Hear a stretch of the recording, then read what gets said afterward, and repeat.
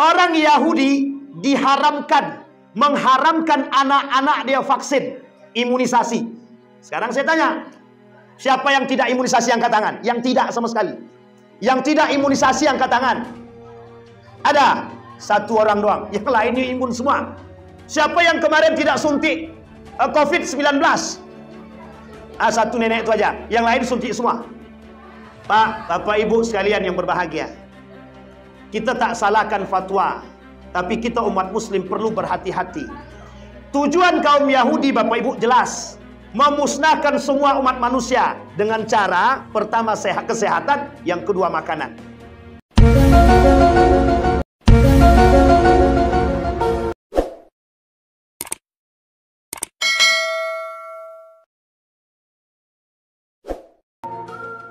Bismillahirrahmanirrahim.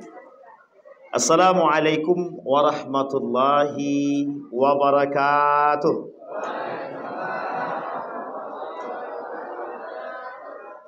Alhamdulillahi rabbil alamin, wa bihi nasta'inu ala umurid dunya waddin, wassalatu wassalamu ala asyrafil anbiya'i wal mursalin wa ala alihi wa sahbihi ajma'in. Puji syukur kehadirat Allah dengan mengucapkan alhamdulillahi rabbil alamin. Bersalawat kepada Nabi dengan mengucapkan Allahumma salli ala Muhammad wa ala ali Muhammad fil alamin innaka Hamidum Majid. Ya ayyuhan nasu taqu rabbakumul ladzi khalaqakum min nafsin wahidah wa khalaqa minha zawjaha wa batha minhuma rijalan katsiran wa nisaa'a wattaqullaha alladzi tasaaluna bihi wal arham innallaha kana 'alaikum raqiba. Wa qala Allah ta'ala ya ayyuhalladzina amanu taqullaha wa qulu qawlan sadida yuslih lakum a'malakum wa yaghfir lakum dhunubakum wa may yuti'illaha wa rasulahu faqad faza fawzan 'azima. Puji syukur kehadirat Allah dengan mengucapkan alhamdulillah rabbil alamin. Mudah-mudahan kita semua yang hadir malam hari ini husnul khatimah. Amin ya rabbal alamin. Mudah-mudahan adik-adik kita, anak-anak kita jadi anak-anak yang soleh dan solehah. Kita semua yang hadir berbakti kepada orang tua. Kita semua yang hadir bisa memberikan yang terbaik bagi orang tua. Insya Allah kita semua cinta kepada Nabi, cinta kepada Allah, istiqamah dan husnul khatimah. Amin ya rabbal alamin. Baik Bapak Ibu sekalian yang berbahagia, judulnya dengan semangat tahun baru Islam, kita tingkatkan ketakwaan dan apa tadi satu lagi? Kepedulian sosial. Nah, ini kalau udah kepedulian sosial ini penting juga nih. Bapak Ibu sekalian yang berbahagia, dalam sejarah dia tunggu dulu, kita pakai sepakat dulu. Ini sampai jam berapa? Kan betul. Ini kalau tak pakai jam bablas Bapak Ibu, yakin saya jauh melangkah tak tahu kemana nanti ini. Soalnya ngalur ngidulnya panjang kan. Sampai jam berapa Pak? Mana Bang Sur tadi? Asal sodap selesai. Pokoknya asal sodap selesai. Kalau lo selesai 15 menit sodapnya selesai Pak kan. Jadi kalau bisa. Baik Bapak Ibu sekalian yang berbahagia. Bapak Ibu terkait bulan Muharram, saya sampaikan dari awal, kalau tidak ada lucunya harus maklum aja. Karena memang wajahnya tak pandai melucu kan gitu. Bukan pelawak. Dalam sejarah Muharram, dalam sejarah tahun baru Islam, baru abad ke-19 diperkenalkan. Dan baru pada abad ke-20 diproklamirkan atau diperingati oleh umat muslim.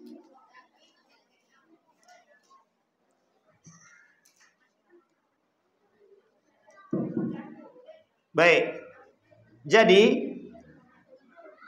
tahun baru Islam, peringatan tahun baru Islam itu baru mulai diperingati pada abad ke-20. Sekarang saya sampaikan sejarah, tapi bukan untuk mengkerdilkan siapapun, tidak. Dalam sejarah ada yang disebut dengan penanggalan Masehi, betul ya? Masehi.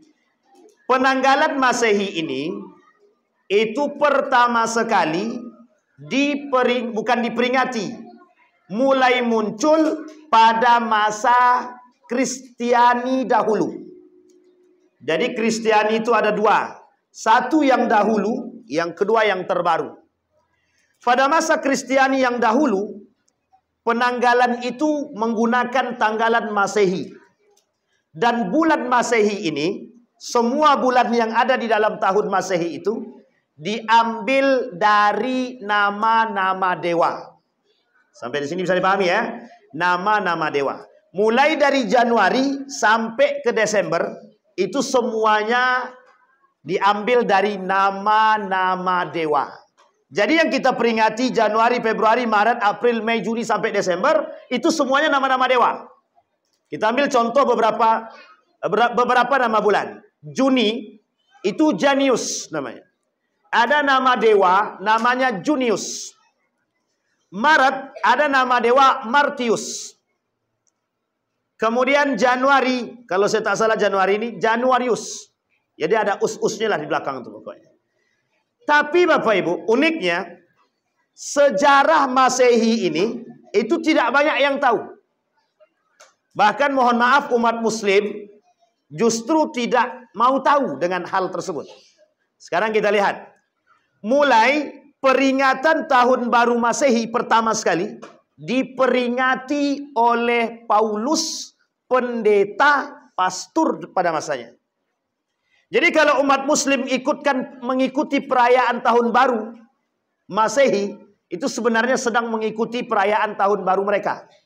Jadi kalau seandainya perayaan tahun baru ini berdekatan dengan turunnya Isa atau kelahiran Isa, itu tidak persoalan. Kenapa tidak persoalan? Karena punya mereka. Tahun Masehi ini punya mereka. Sehingga kalau ada yang mengatakan 25 kok berdekatan dengan tahun baru Masehi, ya memang yang punya mereka. Yang pertama kali memperingati juga mereka. Yang punya mereka, yang menciptakan mereka. Sehingga tahun baru Islam ditutupi. Runtuh Turki Utsmani, peringatan tahun baru Islam tak ada. Sampai pada masa abad ke-20. Atau lebih tepatnya akhir abad ke-19. Barulah muncul orang mengenal dengan istilah tahun baru Islam. Pun kalau mau tahu, yang datang hanya segelintir manusia. Karena diadakan di masjid. Tapi kalau tahun baru Masehi, orang-orang datang ke tengah lapangan semua. Nah, ini saya kasih ilustrasi. Datang ke sana rame-rame, ada yang boncengan laki-laki perempuan. Baik yang sudah menikah maupun yang belum menikah. Sampai di tengah situ, yang ditunggu, ngantrinya 2 jam, nunggunya sebentar, habis meletus pulang. Tahu Bapak Ibu yang ditunggu apa? Mercon. Tengok semua kepala ke atas. Bilolah meletus negaan. Setelah meletus, pus gitu ya. Semua balik ke rumah masing-masing. Pertanyaannya, di mana manfaatnya? Tak ada sama sekali. Satu. Sekarang kita lihat. Di mana letak mudaratnya? Semuanya maksiat. Umat muslim tak berpikir akan manfaat. Bahkan tak ada manfaatnya. Main mercon apa manfaatnya? Coba cari satu alasan penting yang mengatakan ada manfaatnya main mercon. Tak ada sama sekali. Apa manfaatnya umat muslim memperingati tahun baru Masehi? Satu saja alasan yang paling penting. Tidak ada sama sekali. Tapi pas tahun baru Islam, yang masuk masjid bisa dihitung pakai jari. Nah, coba bayangkan. Sehingga mohon maaf, Turki Utsmani runtuh, semua umat muslim habis. Kita umat muslim dihabisi oleh mereka semua. Di Turki tak boleh pakai azan pakai bahasa Arab, bahasa Turki. Masuk Eropa ganti nama, Muhammad Ridwan ganti dengan Choi, misal. Itu Choi tidak masuk tuh. Ibrahim ganti Abraham atau Ibrahimovic misalkan. Pokoknya ganti, Yusuf ganti Yosef. Mikael ganti Michael. Wah, kan agak gaul sedikit. John dan lain sebagainya. Nama-nama Islam tak boleh. Kenapa tak boleh? Karena semua berbau Islam dihapus. Nah, ini saya kasih tahu sejarah. Dulu tahun 2017 tak boleh lagi pakai sarjana yang ada Islam-Islamnya di belakang. Tak boleh. Haram. Kata pemerintah, copot Islamnya. Wah, ini sebenarnya sedang mengkerdilkan Islam. Kata mereka begini. Tidak boleh ada Islam-Islam di belakang, embel-embel sejarah, embel-embel daripada apa namanya itu, belakang itu gelar. Kenapa tak boleh? Nanti agama lain ikut, katanya. Sarjana ekonomi Kristiani, sarjana ekonomi Buddha, sarjana ekonomi Islam, katanya. Rancu berfikir dia. Nah, ini poin penting, Pak. Yang ingin saya maksud adalah betapa mudahnya mereka menghancurkan kita hanya karena persoalan tahun baru. Jadi sudah paham di sini, Pak? Sama halnya dengan hari Minggu. Kenapa dirubah dari Ahad ke Minggu? Harus Bapak Ibu pahami. Ahad itu cenderung untuk mengatakan yang maha kuasa itu satu. Ahad itu cenderung mengatakan bahwa Allah itu satu. Sehingga orang Kristiani, Nasrani pada masanya tak mau mengucapkan hal demikian. Bertepatan dengan seorang pastor bernama Domingo. Ada pastor namanya Domingo. Boleh Bapak Ibu cari sejarahnya dalam Paulus 6. Apa kata Domingo? Kata jamaah ini, kemana kalian pergi? To Domingo. Pergi ke To Domingo. Domingo ini nama pastor. Sehingga kapan mereka lakukan? Hari Ahad. Sehingga berubahlah nama Minggu. Jadi asal nama Minggu itu diambil dari nama pendeta mereka, namanya Domingo. Ini sejarah. Sekarang muncul sejarah tahun baru Islam. Diijtihadkan oleh Umar bin Khattab pada masanya. Diambil dari nama hijrahnya Nabi dari Mekah ke Madinah. Namanya Hijriyah. Jadi Hijriyah itu diambil dari nama hijrahnya baginda Nabi Muhammad SAW. Sekarang kita lihat. Di dalam Al-Quran. Allah berkata dalam Al-Quran. Man yuhajir fi sabilillah. Yajid fil ardi muragaman kathira wasa'ah. Wa man yakhruj min baitihi muhajiran ilallah thumma yudrikul maut faqad waqa'a ajruhu 'ala Allah. Dalam hadis Nabi, faqad dakhalal jannah. Kata Nabi begini, kata Allah begini, barang siapa yang berhijrah menuju yang lebih baik. Ini kalimatnya Pak, perlu dipahami. Berhijrah menuju yang lebih baik. Kalau berhijrah sampai ke tidak yang baik, itu tak hijrah namanya, mundur namanya. Sampai di sini paham? Masya Allah, ini namanya donat betuah namanya. Terima kasih Bang Awis. Masya Allah. Yuk banyak. Kalau di istilah Jawa tuh, dia ada macam-macam begini Pak ya. Dia di Jawa. Jadi kalau makanan begini nih, kalau di Jawa tuh apa namanya? Grebek suro. Nah, grebek suro. Tapi bedanya dengan malam hari ini, grebek surah itu ada mistisnya sedikit. Malam ini tak nampak mistisnya, tapi semuanya mistis, goib semua. Jadi Bapak Ibu, kembali kepada poin kita tadi. Ini poin hijrah Pak. Saya ingin sampaikan kepada kita semua, mengapa sekarang kita penting hijrah. Saya ambil satu hadis daripada baginda Nabi Muhammad SAW yang artinya, kelak umat muslim yang beriman akan berhijrah ke satu tempat. Tempat hijrah terakhir orang mukmin itu Palestina. Bapak Ibu, kenapa kita harus berhijrah? Hijrah ini, ambil lagi Bu, ambillah. Ada juga lagi. Kita pinggirkan.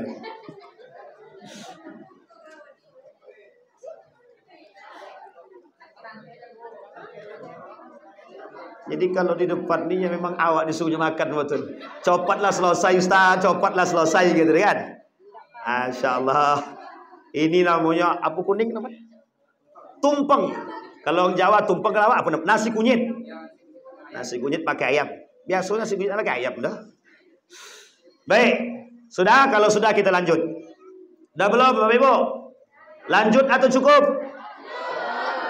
Dah 10 menit lah. Itu kan.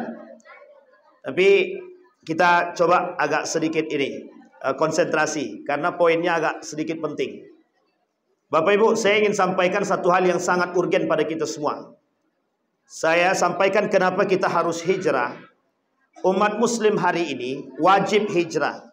Hijrahkan hati, hijrahkan lisan, hijrahkan tangan, hijrahkan kaki, hijrahkan semua. Saya ambil satu, mohon maaf Bapak Ibu ya yang ada di dalam ini, jangan ada yang tersinggung. Kalau tersinggung berarti pelaku. Dah, jangan tersinggung. Karena Bapak Ibu kalau tengok video saya, kerjaannya jinggung orang aja tuh. Tapi jangan tersinggung. Bapak Ibu, Islam ini akan hancur di tangan umat muslim. Islam ini akan hancur di tangan umat muslim. Kita ambil contoh malam hari ini. Sebelum acara, yang sholat isya bisa dihitung pakai jari. Jujur, betul apa tidak? Tapi setelah acara, banyaknya bukan main yang datang. Saya bilang ini masalahnya di mana ini?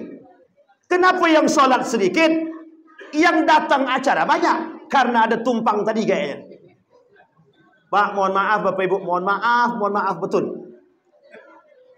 Di akhir zaman itu, hadis Nabi ini saya buktikan. Kata Nabi, kelak umat manusia, umat muslim itu, yadkhulunal masjid wa la yusalli fihi. Banyak kelak di akhir zaman umat muslim masuk ke dalam masjid, tidak solat dia. Mereka yatabaha fihi, membangga-banggakan diri. Cuman pamer, rebutan jabatan jadi ketua masjid. Berkelahi dalam masjid. Mereka saling angkat suara dalam masjid, kata Nabi. Masjid di akhir zaman bukan jadi sentral keimanan. Kita lihat dalam ayatnya Allah. La masjidu ussisa ala taqwa min awwali yaumin ahaqqu an taquma fihi. Fihi rijalun yuhibbu ayyatatahhar. Wallahu yuhibbul mutahhirin. Masuk masjid mensucikan diri, ketakwaan. Kalau judul ini meningkatkan ketakwaan, insya Allah setelah tahun peringatan tahun baru ini kita tengok sok masjid. Kalau masih 1 sama 2, berarti stagnan berarti itu. Dah sepakat Bapak Ibu ya? Kenapa harus demikian? Kita ambil contoh lagi. Jangan sampai bangun masjid untuk memecah belah umat. Ada masjid di dalam Al-Quran disebutkan, diabadikan oleh Allah. Nama masjid itu Dirar. Apa namanya Bapak Ibu? Dirar. Masjid Dirar ini diisi dan dibuat oleh kaum munafik pada masa Nabi Muhammad. Setelah terbangun Masjid Kuba dan Masjid Nabawi. Oleh orang munafik dibangun masjid. Biar orang nanti kalau Nabi masuk untuk meresmikan masjid tersebut, tinggal kami bunuh. Ini ilustrasi menghancurkan umat muslim dengan membangun masjid. Menghancurkan umat muslim dengan membangun masjid. Sekarang persoalannya, kita umat muslim ini setiap tahun memperingati tahun baru Islam. Hijrah, hijrah, hijrah. Tapi tak ada yang hijrah hati dia. Main batu domino tetap. Main judi jalan. Main apa lagi? Gaplek oke. Adu ayam terus. Sabung ayam jalan. Apa lagi? Togel siap. Narkoba rajalela. Zina aman. Semua terjaga sekarang. Pertanyaannya, apa yang kita hijrahkan sekarang? Apa yang Bapak Ibu hijrahkan? Kalau peringatan tahun baru Islam, mohon maaf jangan tersinggung. Kalau peringatan tahun baru Islam cuma sekedar untuk mencari makan bersama, ugi boso awak. Sangat besar rugi kita. Saya sampaikan Bapak Ibu. Orang Nasrani, Yahudi menghancurkan kita serius. Sangat serius. Ini saya kasih contoh.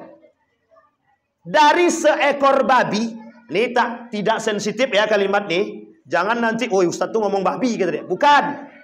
Dari seekor babi, orang Yahudi menciptakan 185 produk untuk menghancurkan umat muslim. Itu seekor babi bisa lahir 185. Bayangkan hari ini yang banyak makan minyak babi siapa? Umat muslim. Saya kasih tahu Bapak Ibu. Dari seekor babi tadi menghasilkan 185 produk. Dan di antara sekian banyak tubuh daripada binatang ini, itu yang paling nikmat ada namanya lemak keras. Oleh orang Yahudi, lemak keras ini dilembutkan jadi cair sehingga jadi minyak. Inilah yang disebut dengan minyak babi. Lahir 180 lebih nama dalam bahasa Inggris yang saya yakin kita semua tidak mengerti. Sekarang saya tanya, nama babi dalam bahasa Inggris apa? Pig. Cuman itu doang yang tahu kan? Lemak babi apa? Tulang babi apa? Tulang babi jadi peluru. Sekarang Pak, minyak babi. Ini saya kasih cerita sama Pak Ibu. Yang belum pernah merasakan, jangan pernah berharap untuk merasakan. Daging babi itu memang enak. Saya pernah makan bakso, ternyata terindikasi babi. Bertambah saya makan. Tapi waktu itu belum tahu ya, belum tahu. Jadi setelah kami selesai makan berdua balik kami ke kos. Ketemulah dengan ada dosen kami. Kata dosen, tempat yang bapak makan itu, kata dia, itu kawan saya yang tukang antar daging dia. Dagingnya dagang babi. Kawan saya yang mendengar, dimuntahkannya langsung Pak. Karena saya tadi dah terlanjur makan, saya bilang sama kawan, tidak usah dimuntahkan, terkeluar sendiri juga, kata dia. Coba bayangkan Pak. Bapak Ibu, kenapa saya katakan demikian? Umat Muslim hari ini, kita sekarang ini berpikir tentang hijrah, tahun baru, semangat baru, ketakwaan baru, tapi masih makan Pizza Hut, masih makan Domino's Pizza, KFC, Starbucks, Aqua, Le Minerale, Indofood, semua masih Indomie, Indofood sama tuh, dia perusahaannya itu tuh. Apalagi sebutkan semua, sosis, kuaci, marshmallow, banyak kaligus produk Israel. Coba bayangkan. Pertanyaannya, di mana kita mau jihad melawan Yahudi itu? Uang makanan yang kita makan yang mohon maaf merusak tubuh kita semua. Umat Muslim disebutkan dalam Al-Quran, orang beriman itu tidak perlu lagi berpikir tentang halal. Karena orang beriman sudah pasti mencari yang halal. Masalahnya orang beriman harus makan yang baik, bukan yang tidak baik. Sekarang ada yang halal tapi tidak baik. Saya tanya, ada tak? Halal tapi tidak baik, ada apa tidak? Starbucks itu halal tapi tidak baik. Pizza Hut itu halal tapi tak baik. Apa lagi? Pokoknya semualah, sebanyak-banyaknya. Semua makanan itu Bapak Ibu halal tapi tak baik. Kita ambil contoh lagi. Sasa, Ajinomoto. Ini mesti ibu belakang. Bahaya nih. Royco, sama. Jengkol. Anda, jengkol yang datang dari tetangga saja. Kalau yang dari sini asli pohon insya Allah aman. Cuman ya pandai-pandailah. Bapak Ibu hukum jengkol, hukum bawang putih, hukum petai, itu hukumnya makruh semua. Bawang merah, bawang putih, petai, jengkol itu hukumnya makruh semua. Kalau tidak mau dibenci oleh Allah, berhenti makan itu. Mau dibenci oleh Allah? Kalau tak mau, berhenti makan itu. Tapi kira-kira mau tidak berhenti makan jengkol tuh? Saya tak minta ampun tuh, tak akan mau. Apalagi jengkol joing segala macam kan? Nah, kembali kepada poin tadi Bapak Ibu. Saking seriusnya kita Bapak Ibu, saking seriusnya mereka merusak kita, mereka masuk dalam 3 jalur Yahudi tadi. 1 dalam makanan, yang kedua dalam kesehatan, yang ketiga dalam persoalan ekonomi. Sekarang saya tanya, siapa yang membantu Israel? Siapa yang bantu Israel? Nama kelompoknya Yahudi. Apa namanya? Yahudi. Yahudi tidak semuanya Israel. Israel pasti Yahudi. Tapi Yahudi tidak semuanya Israel. Tapi Yahudi ini semuanya kong kali kong sama-sama. Karena mereka punya duit, dia kasih duit semua kepada Israel untuk menghancurkan Palestina. Sekarang Bapak Ibu makan produk-produk dia, kira-kira membantu Palestina atau membantu Israel? Kalau umat Muslim hari ini sudah ada seruan memboikot produk Israel, masih makan produk Israel, mohon maaf kalau tersinggung. Munafik. Apa namanya? Kenapa munafik? Membantu Israel.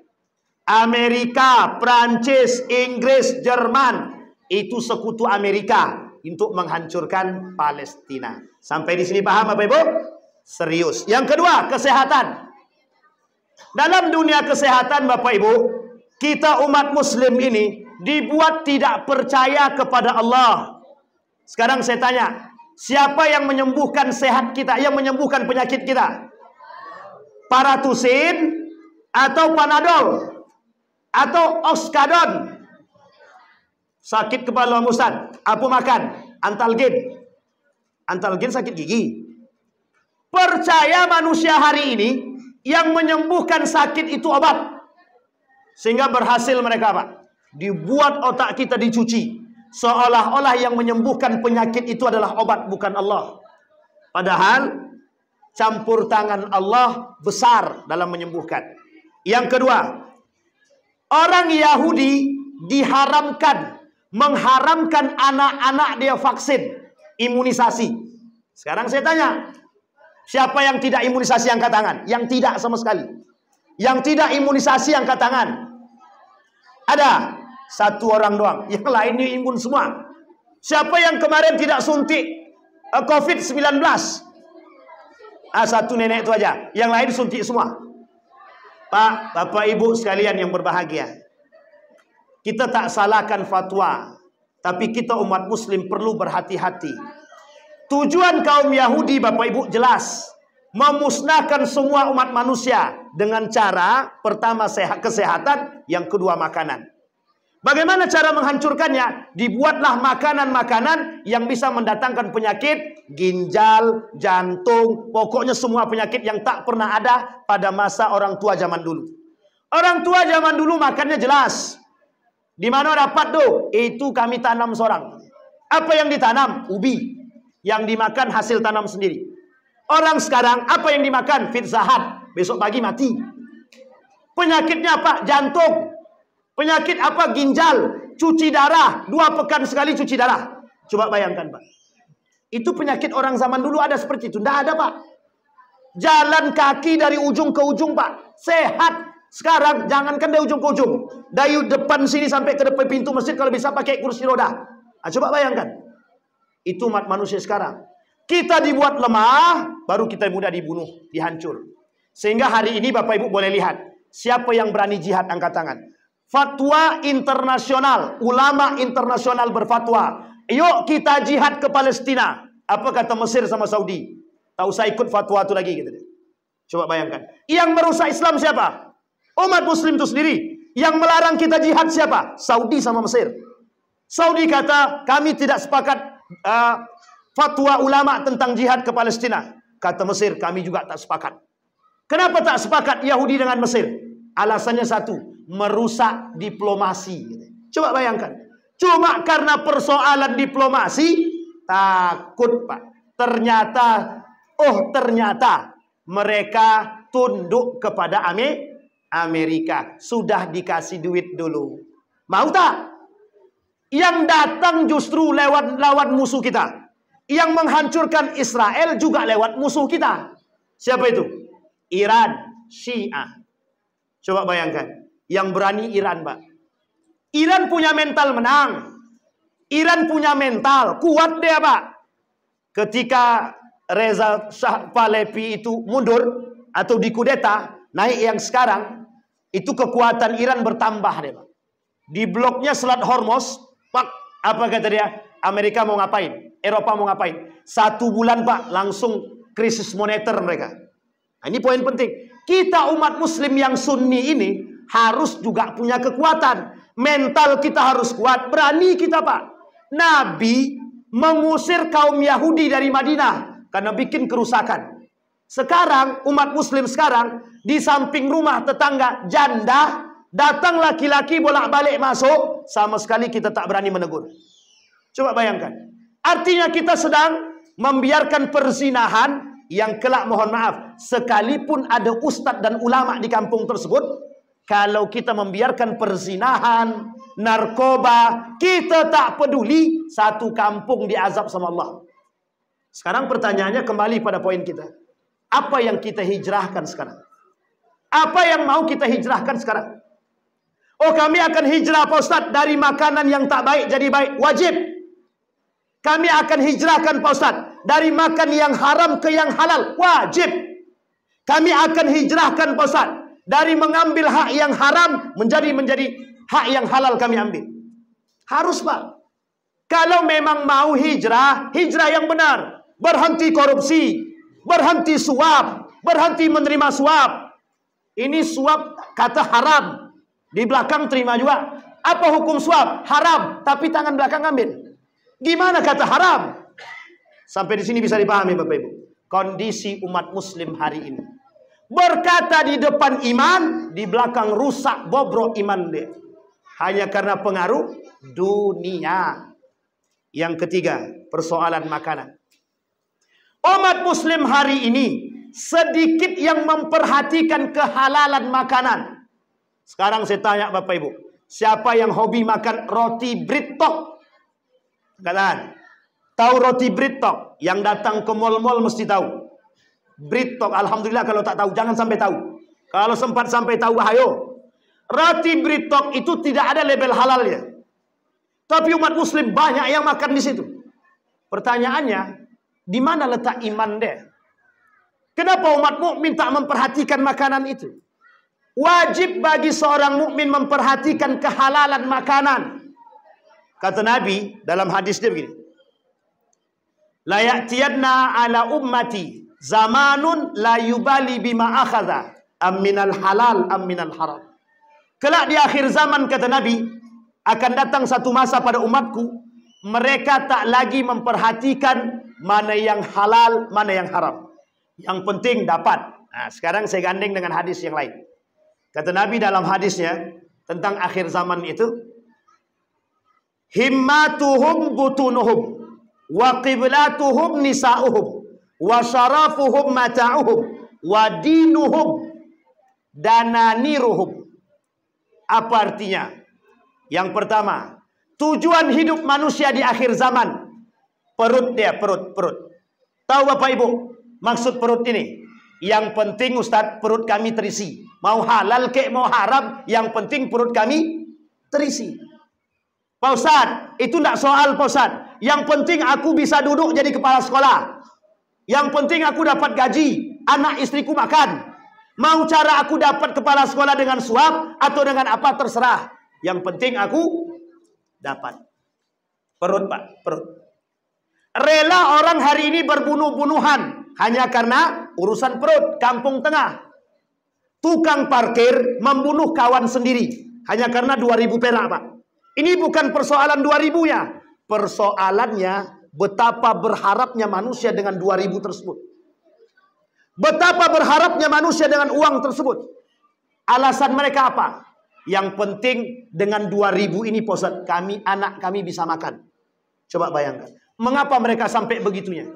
Karena umat muslim dengan muslim yang lain tidak saling memperhatikan. Ada tetangga kita Pak, ini masuk konsep sosial. Jangan ngaku sosial ya, tetangga kita. Bapak Ibu yang mampu hidupnya tapi tak perhatian sama tetangga dia. Ada tetangga dia tak makan satu hari dan dia tak tahu, jangan mimpi masuk surga. Jangan mimpi. Karena kelak yang di samping ini bertanggung jawab, mempertanggungjawabkan di hadapan Allah. Ya Allah, fulan bin fulan hidup dia mewah, hidup dia mampu. Aku tinggal di samping rumahnya, dia tak pernah sadar dengan diriku. Ini mohon maaf Bapak Ibu. Mukasyafatul Qulub Imam Al-Ghazali berkata begini. Ada seorang pemuda rajin ibadah, tahajud jalan, sholat di masjid. Tapi ternyata dengan tetangga dia buruk. Bahkan dia tak perhatian kepada tetangga-tetangga yang tak mampu. Apa kata malaikat Jibril? Aku diharamkan oleh Allah untuk menuliskan namamu dalam catatan amal baik. Disebutkan oleh Imam Al-Ghazali dalam kitabnya Mukasyafatul Qulub. Ada seorang preman, kerjaannya maksiat, minum khamar. Tinggal tak jauh 30 km, bukan 30 menit dari Masjidil Haram. Seorang ulama Damaskus bermimpi, ulama Syam. Mimpi bertemu dengan baginda Nabi 3 kali berturut-turut. Kata Nabi, fulan ibn fulan, dia ahli surga. Datang ulama ini Pak ke Mekah, disambut oleh ulama Saudi. Apa kata ulama Mekah? Ngapain ente datang ke sini? Aku mau ketemu dengan Fulan ibn Fulan. Disampaikan Pak, dicari Pak. Sampailah ulama ini ke kampung. Ke kampung pemuda tersebut. Apa kata orang kampung? Ngapain kalian mencari pemuda tersebut? Dia ahli maksiat. Suka melakukan perbuatan mungkar. Mengapa ulama datang ke sini dan mencari diri dia? Singkat cerita bertemu Pak. Ketemu dengan orang tersebut. Apa yang dilakukan? Kata ulama tadi, apa yang membuat saya bisa percaya dengan dirimu? Tak bisa dijawab sama laki-laki tadi Pak, pemuda tersebut. Orang dia maksiat, pelaku maksiat. Mohon maaf Pak, pelaku maksiat itu siapa yang mau percaya? Maling siapa yang mau percaya? Tukang dusta siapa yang mau percaya? Tidak ada Pak. Tapi kata ulama tadi, apa yang membuat engkau istimewa? Kata pemuda, apa yang Bapak tengok? Tengoklah, rumah saya begini. Sekarang kata ulama tadi, saya bermimpi bertemu dengan Nabi 3 kali berturut-turut. Rasulullah mengatakan bahwa engkau ahli surga. Kata. Bingung pemuda tadi Pak, bingung. Ditanyakanlah sama dia, apa ibadah yang kau buat? Tak satu pun ibadah yang dia sampaikan kecuali satu. Tahu Bapak Ibu yang satu yang terakhir nih? Kepedulian sosial. Apa yang dia lakukan? Gaji dia bagi 2 dengan janda di samping. Nah, ini jangan dicontoh bapak-bapak ya. Ini bahaya pula nih. Dicarinya janda yang cantik baginya. Ini masalah. Kalau ada begitu Bapak Ibu, ibu-ibu, langsung bawa golok aja tak apa-apa. Singkat cerita Bapak Ibu. Apa kata pemuda tadi? Di samping rumah saya nih, ada seorang wanita yang suaminya dah meninggal dan dia punya anak. Dan setengah dari gaji saya kasihkan ke dia.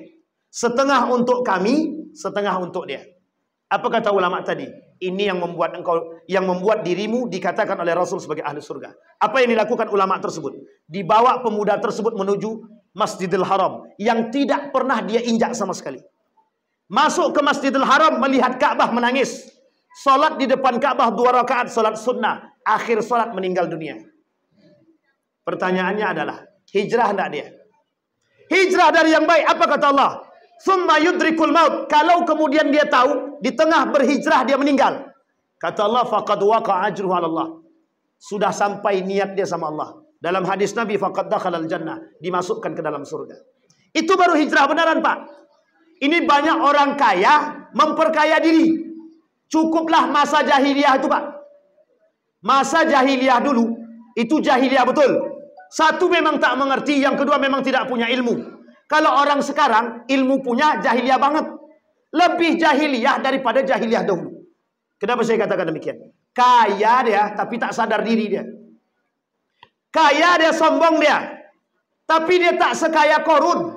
Korun tuh kaya. Sampai kunci berangkas terbuat dari emas. Yang angkat 10 orang. Allah sebut dalam Al-Quran. Coba bayangkan. Ada yang lebih kaya daripada Korun hari ini? Ada tak yang lebih kaya daripada Korun? Tidak ada. Allah benamkan Pak. Nah ini ada orang kaya setengah-setengah. Songong juga setengah-setengah. Apa yang mau kita sombongkan Pak? Tak ada. Tak ada yang mau kita sombongkan. Sampai di sini bisa dipahami Bapak Ibu. Kembali kepada poin tadi. Betapa seriusnya mereka menghancurkan kita. Yahudi serius Pak menghancurkan kita. Bayangkan. Orang sistem ekonomi kita dibuat konglomerasi. Yang kaya harus kaya, yang miskin ya miskin. Udah. Coba bayangkan. Sekarang saya tanya, angka kemiskinan turun apa naik? Naik apa turun? Salah Bapak Ibu, berarti tak baca berita namanya tuh. Angka kemiskinan menurun. Alhamdulillah. Tahu Bapak Ibu gara-gara apa? Standar kemiskinannya diturunkan. Yang tadi standar kemiskinannya 1 juta dibuat 500.000. Kira-kira naik apa turun? Nah, sampai di sini paham Bapak Ibu? Tahu maksud saya apa? Maksudnya biar yang kaya semakin kaya, yang miskin semakin miskin. Orang jahiliyah dulu begitu Pak. Abu Jahal itu bukan keranda, tempat duduk itu apa namanya? Singgasana. Itu diangkat oleh budak 4 sekaligus, menunjukkan bahwa dia punya singgasana yang kaya. Budak yang angkat 4. Sekarang tak begitu modelnya Pak. Tidak begitu modelnya. Memang tidak gaya jahiliyah, tapi lebih parah memperbudak manusia hari ini. Apa contoh memperbudak manusia hari ini? Gaji tak cair-cair. Itu bagian daripada memperbudak manusia. Gaji dipotong dengan alasan A, B, C, D. Jangan tersinggung para pemimpin-pemimpin. Jangan tersinggung. Memang kayak gitu keadaannya. Apa yang mau kita banggakan? Tak ada. mengatakan mengaku kepada Allah kita berhijrah, tapi tak sedikit pun yang kita hijrahkan. Masjid bukan tambah ramai, tapi justru tambah sunyi. Pertanyaannya, tanda kiamat atau bukan? Tanda kiamat. Sudah siap menghadapi kiamat? Jangan sampai bertemu dengan hari, karena seburuk-buruknya kaum yang bertemu dengan hari kiamat. Na'udzubillah, tsumma na'udzubillah. Kembali kepada poin kita Bapak Ibu. Maka persoalan hijrah ini, itu bukan persoalan sederhana. Nabi berhijrah dari Mekah ke Madinah, banyak kekuatan yang dibangun oleh Nabi. Satu, Nabi hijrah. Lihat baik-baik Bapak Ibu. Nabi hijrah dari Mekah ke Madinah, ingin menjadi lebih baik. Di Mekah, Nabi tak berhasil membangun. Bukan tak berhasil sebenarnya. Nabi membangun strategi. Di Mekah, tidak ada namanya peradaban Mekah. Di Madinah, ada satu peradaban yang disebut dengan peradaban Madinah.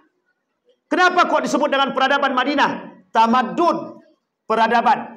Kenapa? Karena di Madinah Nabi berhasil menciptakan manusia berakhlak. Sekarang terbalik. Manusia zaman dulu berakhlak, sekarang hancur lebur akhlak itu. Murid ditabraknya guru tengah jalan. Ini guru yang mukul saya tadi, ditabrak dari belakang, Pak. Dosen karena memberikan nilai jelek kepada mahasiswa, disenggolnya di tengah jalan, Pak. Amati kau deh. Coba bayangkan, Pak. Saya pernah ngajar di salah satu sekolah di Yogyakarta. Pas pertama kali masuk dalam sekolah tersebut, ada guru yang masuk rumah sakit. Tahu Bapak Ibu gara-gara apa? Ditusuk siswa. Pertanyaannya, di mana akhlaknya?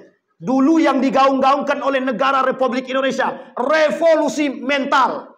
Itu Bapak Ibu, saya kasih tahu, revolusi mental itu jargonnya PKI. Jargonnya PKI. Kalau tak percaya, bukalah sejarah PKI. Akan Bapak Ibu temukan jargonnya revolusi mental. Sekarang mental siapa yang mau kita revolusikan? Bukan mental kita. Mental para pejabat-pejabat korup yang harus kita revolusikan. Hijrahkan mereka itu. Dulu ada cerita begini, Pak. Anggota Dewan DPR RI oleh guru saya disuruh beli buku Umar bin Khattab. Kalau dibaca buku ini, mesti semua punya gaya kepemimpinan seperti Umar bin Khattab. Tahu Bapak Ibu apa jawaban anggota Dewan? Kata anggota Dewan tuh, tolong Muhammadiyah belikan dulu buku itu. Coba bayangkan, anggota Dewan tidak punya duit, minta belikan kepada Muhammadiyah buku Umar bin Khattab. Bilang aja tak mau baca, selesai. Coba bayangkan. Kenapa? Kalau dibaca sama mereka, andai kata mereka mau membaca saja karakter Umar bin Khattab, tidak akan ada anggota Dewan kita yang korup, yang tidak berpikir tentang rakyat. Yang kita takutkan sekarang, lisannya bersumpah, hati dibusuk. Itu yang kita takutkan, Pak. Kenapa demikian? Banyak sumpah palsu mengatasnamakan. Itu lebih jahiliyah daripada jahiliyah. Sampai di sini bisa dipahami Bapak Ibu? Sekarang saya tanya, kita masa kita ini jahiliyah atau bukan? 4 karakter jahiliyah pada masa, 4 karakter jahiliyah dalam Al-Quran. Satu kata Allah dalam Al-Quran, zannal jahiliyah. Apa itu zannal jahiliyah? Manusia berpikir seperti orang jahiliyah pada masanya. Kata orang jahiliyah dulu, Tuhan itu tak ada. Tuhan itu dusta. Muhammad itu pembohong. Sekarang sama, Pak. Orang sekarang begitu tidak percaya dengan Tuhan. Tak usah korupsi. Nanti hidupmu aman, damai, sentosa. Insya Allah berkah. Tidak percaya dia, Pak. Gaji yang 30 juta itu tak terasa sama dia. Mau cari dari gaji yang lain. Alasannya sederhana. Kami keluarkan 5 miliar. Masa kami dapat 1 miliar? Gitu. Paham maksud saya Bapak Ibu? Paham maksudnya? Mereka tak percaya sama Allah. Tidak percaya sama sekali. Artinya gaya berfikirnya zannal jahiliyah. Yang kedua, hukmul jahiliyah. Ada orang yang berfikir mengambil hukum seperti hukum-hukum jahiliyah. Sekarang saya tanya, ada ndak di kampung kita nih yang mengambil hukum adat lebih tinggi daripada hukum Islam? Kalau ada, itu sudah keluar daripada batas dia. Ini saya sampaikan Bapak Ibu, saya sampaikan. Apa hukum mandi belimau? Apa hukum mandi belimau sebelum datang bulan suci Ramadan? Yang bisa jawab kita kasih hadiah. Jeruk. Tenang, tenang. Siap Bang Surya sudah siapkan hadiah dia. Yang bisa jawab. Apa hukum mandi belimau sebelum datang Ramadan? Ayo. Coba. Jangan. Kalau tak tahu cukup satu kata Ustaz Adi Hidayat. Bilang wallahu a'lam bishawab. Kan begitu. Kira-kira apa hukumnya Bapak Ibu? Mandi belimau. Bapak Ibu, saya tidak katakan ini persoalan sepele, tapi persoalan ini jauh lebih berbahaya daripada persoalan lain. Hukum bercampur laki-laki dengan perempuan itu hukumnya haram. Kalau mandi belimau di Sungai Kampar, di Sungai Pelalawan itu, atau di Desa Kusuma, di Kuala Napu, atau di sungai manapun, bercampur laki-laki dengan perempuan, hukum dia haram. Sampai di sini paham? Tapi kalau kami mandi belimau di belakang rumah kami, asal tak terbuka tak apa. Asal tak terbuka tak masalah. Maksudnya apa? Ya kalau bisa ditutup, tak mungkin orang tengok kita mandi. Sampai di sini paham? Dan ini Bapak Ibu menjadi tradisi. Tradisi mandi belimau, berkumpul laki-laki perempuan bercampur baur, hukum dia haram. Jadi kalau ada yang mengambil tradisi ini, dia sedang melanggar hukum Tuhan. Tapi boleh tidak kami mandi belimau? Hukum dia mubah saja, bukan sunnah, mubah. Tahu Bapak Ibu mubah itu apa? Dibenarkan dan dibolehkan, dengan catatan mandi di rumah masing-masing. Satu. Yang kedua, mandi belimau bukan sesuatu yang disunnahkan, karena tak masuk dalam aturan sunnah. Hanya saja mandi dengan wewangian itu disunnahkan. Saya ulangi sekali lagi. Mandi dengan sesuatu yang wewangian itu disunnahkan. Sampai di sini paham? Yang ketiga, jangan mengkultuskan mandi belimau. Yang tak mandi belimau tak sah puasa dia, haram. Sama halnya dengan ada orang meninggal, wajib baca Yasin 3 hari wajib. Kalau ada yang mewajibkan berarti dia sedang pelaku bid'ah dhalah, bid'ah yang menyesatkan. Sampai di sini paham Bapak Ibu? Kalau mau Yasin silahkan.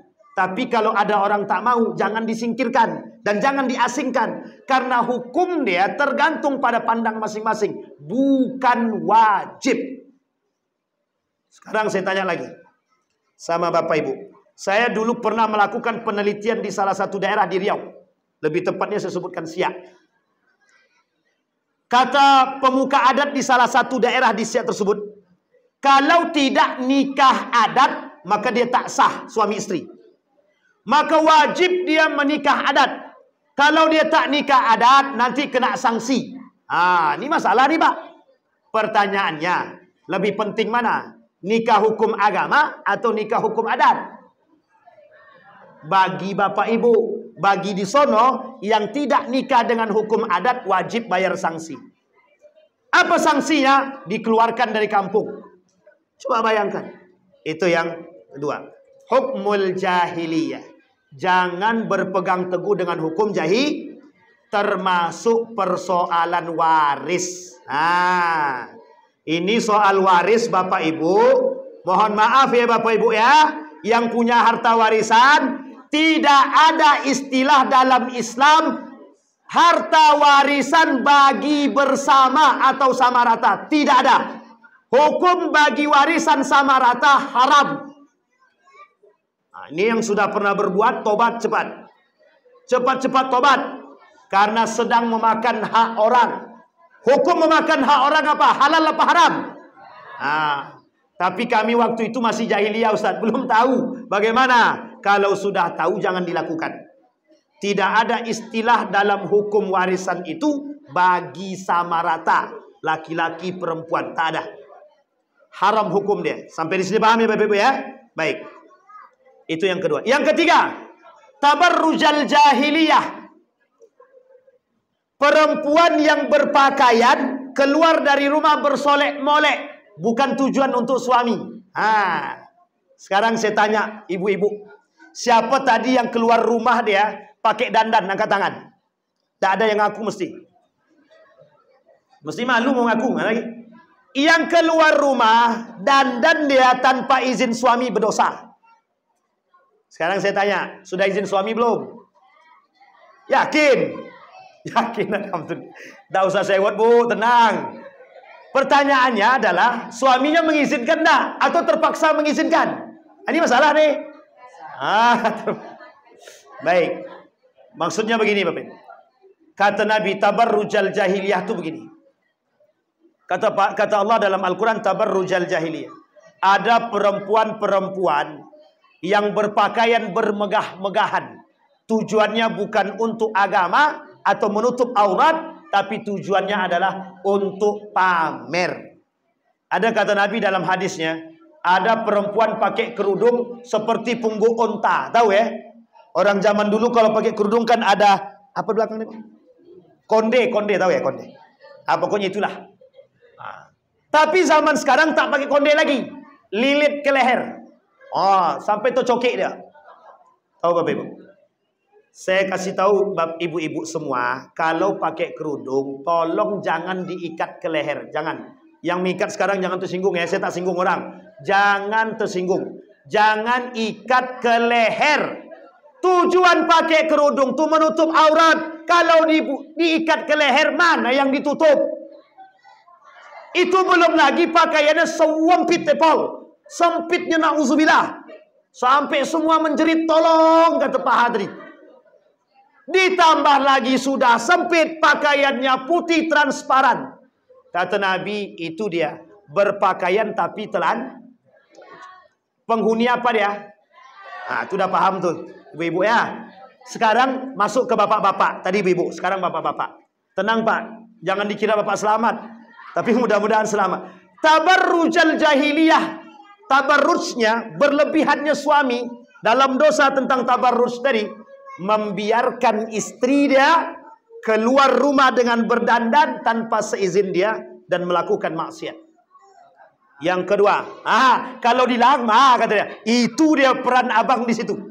Yang kedua, laki-laki yang tidak punya rasa cemburu sama istri dia. Ini paling banyak di akhir zaman.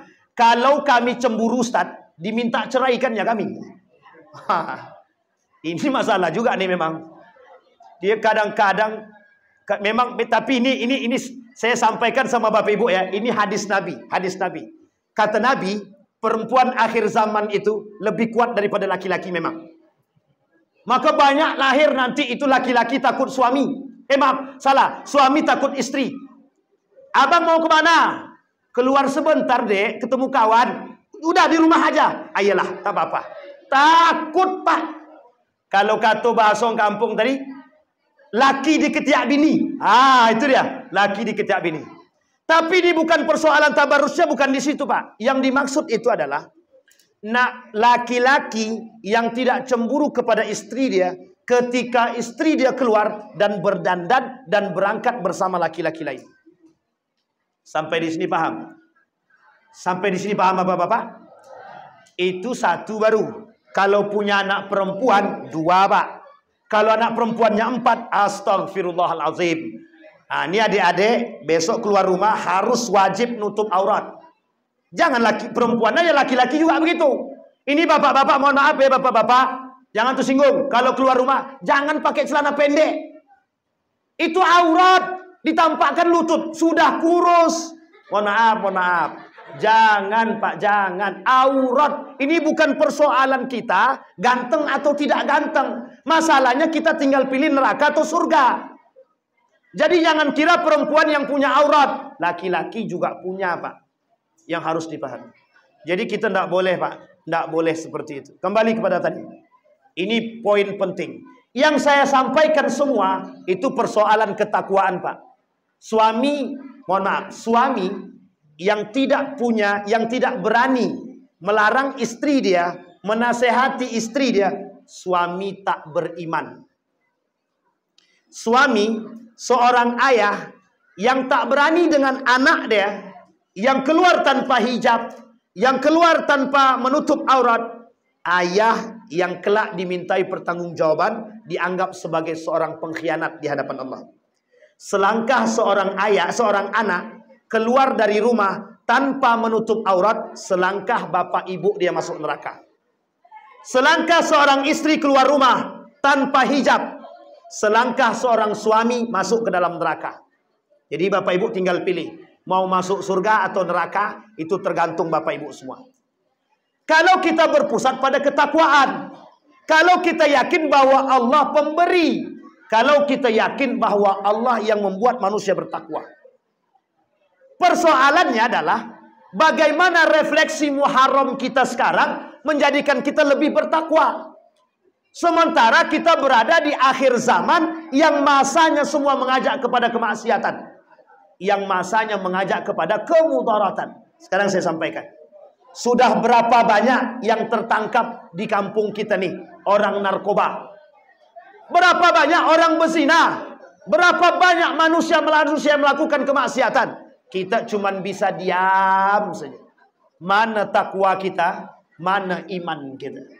Nah, ini poin penting Bapak Ibu. Habis dari sini, ini pandai-pandailah. Nampak besok jalan Bapak Ibu ke masjid kan, di warung kopi sedang main batu domino, haram gitu. Itu bagus. Kalau sempat berani. Masalahnya berani apa tidak? Makanya Bapak Ibu, mohon maaf, jangan kita tak membanggakan ya. Menjadi seperti orang yang di jamaah tabligh itu memang sulit. Dia berani dia.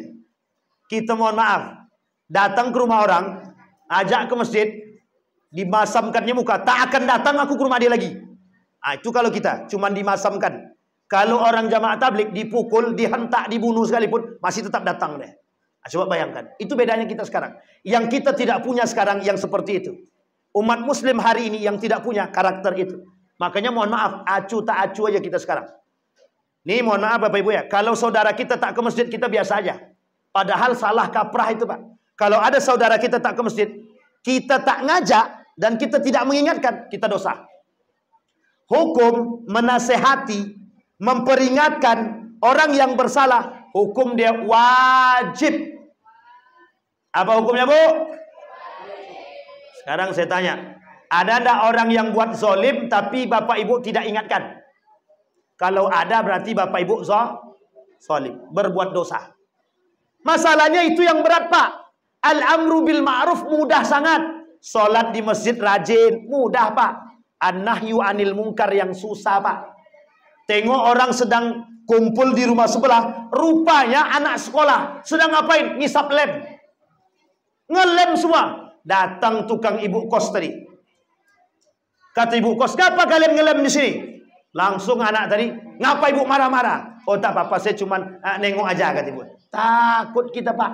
Sekarang kita takut sama anak. Kita takut Pak. Apa yang mau kita hijrahkan sekarang? Apakah kita hijrah untuk diri kita pribadi? Kata Kunto Wijoyo, sudah tidak saatnya umat muslim hari ini itu imannya sendiri, solehnya pribadi. Tidak saatnya Pak. Saatnya kita soleh bersama. Ngajak semua saudara datang ke masjid sholat berjamaah. Miris kita Pak. Miris sangat. Acara rame yang sholat cuman 2 sop Pak. Itu pun alhamdulillah kalau sampai. Pertanyaannya, seberapa penting sholat jamaah bagi kaum laki-laki? Imam Syafi'i bilang hampir pada wajib. Tapi kita menganggap persoalan sepele sholat berjamaah tersebut. Kita anggap hal-hal seperti ini sepele Pak. Saya kasih tahu Bapak Ibu. Orang yang meremehkan sholat, maka bisa dipastikan, orang yang meremehkan sholat, bisa dipastikan rusaknya rumah tangga. Satu kampung, meremehkan sholat, bisa dipastikan kemurkaan Allah terhadap satu kampung tersebut. Bisa dipahami Bapak Ibu? Jadi pertanyaannya adalah, masih mau tidak sholat berjamaah? Kalau Bapak Ibu berpikir tentang diri sendiri, maka bisa dipastikan tak akan ada peradaban di kampung kita nih. Ini tugas ketua masjid nih. Mana ketua masjid nih? Pak Ketua, berat nih Pak Ketua. Ngetoknya tuh kalau perlu Pak Ketua, besok buat komunitas kecil. Apa itu? Pengurus masjid keliling rumah-rumah kata. Ngajak ke masjid. Tidak ada masalah. Apa salahnya? Tak ada masalah. Keliling ke rumah-rumah. Yuk ke masjid, sholat. Kalau dia tak mau, doakan. Ya Allah, semoga cepat kau matikan dia. Jangan. Yang terakhir tak boleh. Datang Pak. Harus begitu, harus Pak. Saat ini kita tak lagi main dengan lisan Pak. Kita main dengan sikap. Dah nggak cukup, nggak bisa lagi Pak. Nak, sholat nak, kata bapak dia. Bapak aja tak sholat, gitu dia.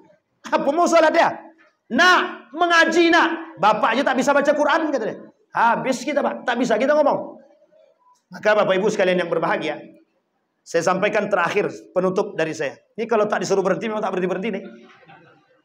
Sudah cukup atau belum? Karena saya cukup aja lah. Baik. Sekarang saya sampaikan Bapak Ibu. Saya sampaikan satu nasihat terakhir buat kita semua. Sudah tidak saatnya orang tua itu dengan menasehati anak dengan lisan, tapi nasihati anak dengan sikap. Solat kita dulu, baru kita perintahkan anak solat. Berbuat kita dulu yang baik, baru kita katakan kepada anak. Ini saya ambil satu contoh Bapak Ibu. Ketika orang tua berani berkata, anak zaman sekarang tak sama dengan anak zaman dulu. Anak zaman dulu takut dia dengan orang tua. Kalau sekarang tidak. Dia hanya mengulang perkataan orang tua dia. Nah, solat nak. Bapak sudah solat. Tak bisa kita jawab. Maka solatlah dulu. Solatlah. Kalau kita sudah solat, baru kita mengingatkan anak. Mudah Pak.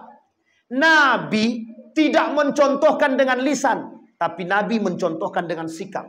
Mengapa orang Madinah ketika Nabi sampai di Madinah, orang Madinah sudah menerima Islam dengan baik?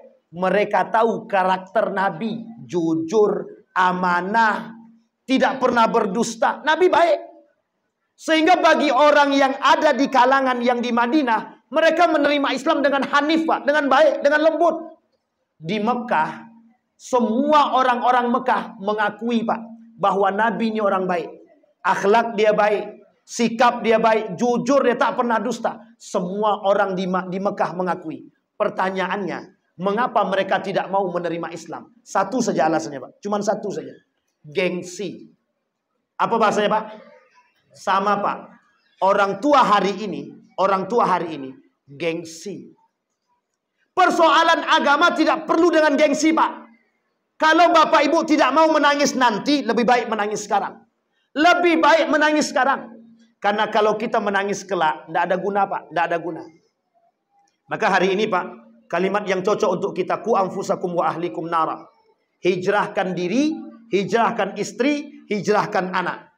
Semua kita hijrahkan Pak. Karena setiap tahun peringatan itu harus lebih baik. Kalau sama saja, tak ada guna kita memperingatkan. Kenapa demikian? Apa beda kita dengan masa jahiliyah? Tak ada beda Pak. Maka sebaiknya kita hijrahkan. Semua kita hijrahkan. Anak kita hijrahkan. Nah, mulai hari ini kau belajar baca Quran. Pergi ke masjid. Suruh dia datang ke masjid baca Quran. Generasi kita kelak Pak. Besok kalau tidak ada anak-anak nih, masjid kita sunyi. Jangan sampai besok masjid ini yang isinya cuma imam, muazin, dan imam, muazin, makmum. Itu pun satu orang. Dia imam, dia muazin, dia makmum. Kiamat Pak, kiamat. Kalau sudah kiamat tak bisa berkata apa-apa kita. Sampai di sini paham Bapak Ibu. Nah, kembali kepada poin tadi. Maka Bapak Ibu, urgensi daripada Muharram tadi itu adalah hijrah. Nabi berhijrah dari Mekah ke Madinah satu. Ada 4. Satu, Nabi berhijrah. Yang pertama perintah dari Allah untuk bisa lebih baik. Yang kedua, Nabi khawatir dengan orang-orang yang lemah Pak. Karena waktu itu yang masuk ke dalam Islam tidak semuanya orang kaya, tapi rata-rata orang-orang yang duafa, orang-orang yang tak mampu. Banyak dari kalangan budak, Bilal bin Rabah, Wahsy, itu budak semua. Banyak dari kalangan orang-orang tak mampu yang masuk ke dalam Islam. Sehingga siksaan demi siksaan mereka terima. Kata Nabi, diperintahkan oleh Allah untuk berhijrah. Yang ketiga, kaum Ansor sudah menunggu Nabi, keislaman mereka. Bayangkan Pak, bayangkan. Kaum Ansor mempersaudarakan kaum Muhajirin dengan sebaik mungkin. Ini yang penting untuk kita pahami. Konsepnya kesosialan. Sosial Pak, peduli. Ketika Muhajirin sampai ke Madinah, kaum Ansor menunggu. Apa kata kaum Ansor? Kalian tidak punya rumah. Tinggal di rumah kami, tidur di kamar, kami tidur di ruang tamu. Itu konsep Pak. Allah abadikan di dalam Al-Quran karakter tersebut Pak. Apa yang Allah abadikan? Karakter baik daripada Ansor. Uniknya lagi, ada salah satu sahabat daripada Abdurrahman ibn Auf. Kata dia begini, hei Abdurrahman, aku punya istri 2. Aku punya istri 2. Kau datang ke sini tanpa istri, aku ceraikan istri keduaku, silahkan kau jadikan istrimu. Kalau ada begitu itu bagus juga, Pak. Tapi saya yakin tak ada yang mau. Jangankan tak ada yang mau, nak nikah dua pun tak berani. Kan gitu. Ketengok wajah-wajah suami-suami. Mohon maaf Bapak Ibu, bukan di sini insya Allah tidak suami-suami takut istri lah.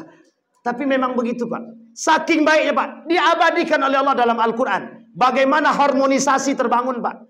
Persatuan umat terbangun, sosial mereka terbangun. Tidak satu pun di antara kaum muhajirin yang kelaparan. Sekarang coba kita perhatikan. Siapa Pak RT, Pak RW? Coba keliling tengok. Ada enggak masyarakat kita yang tak makan? Kalau ada yang tak makan, besok mohon maaf RW, Pak RT ya. Datang dia ke hadapan Allah. Ya Allah, RT saya si Fulan bin Fulan. Tak pernah tengok kami. Aku sudah 3 hari tak makan ya Allah. Dan dia tak tahu katanya. Cuma kita nak mempertanggungjawabkannya bagaimana? Kalau bukan karena persoalan kesosialan, persoalannya sederhana Pak. Hubungan masyarakat. Apa kata Nabi dalam hadisnya? Man kanat 'indahu mazlamatun li akhihi falyatahallalhu minhu qabla an la yakuna dinar wala dirham. Kata Nabi, ketika manusia di muka bumi ini, hukum manusia berlaku Pak.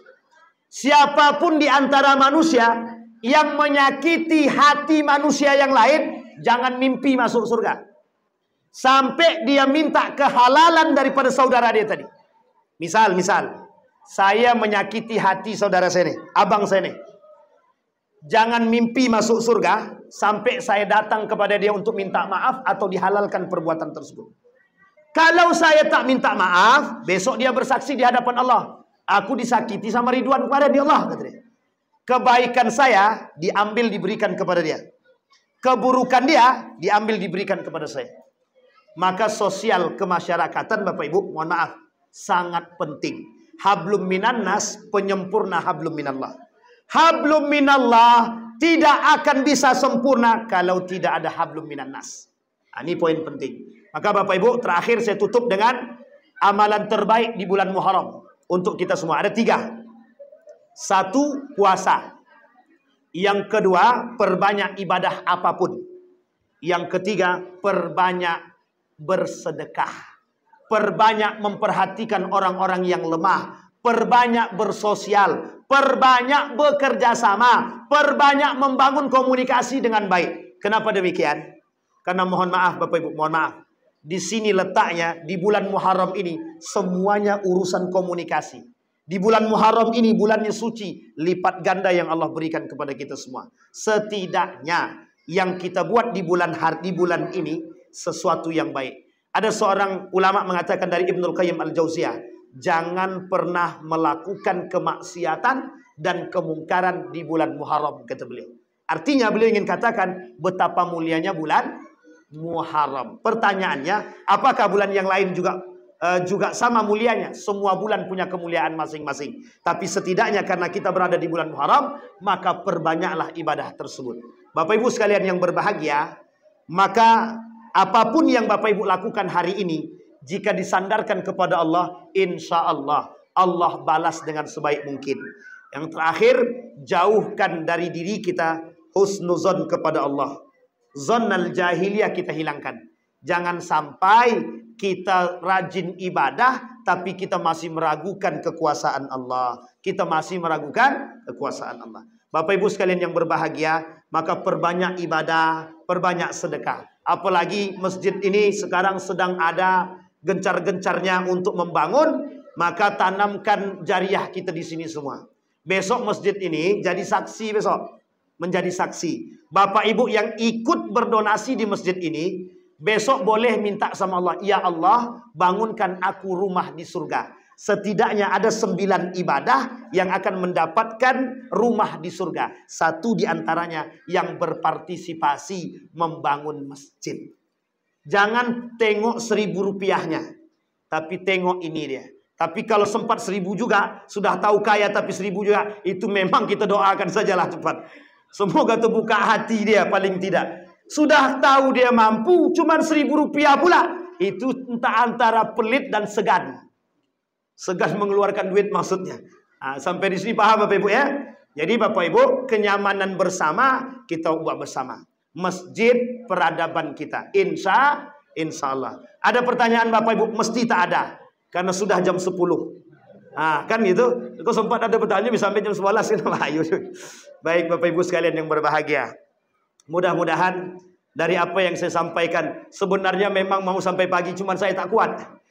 Kalau permintaan sampai pagi, awak yang tak kuat Pak. Insya Allah, mudah-mudahan kalau Allah perkenankan kita untuk ketemu lagi, Allah ketemukan kita di lain waktu. Mudah-mudahan apa yang saya sampaikan ada manfaat bagi kita semua. Mudah-mudahan kita termasuk orang yang hari ini peduli dengan lingkungan. Termasuk kita orang yang peduli dengan keadaan. Insya Allah kita semua husnul khatimah. Amin ya rabbal alamin.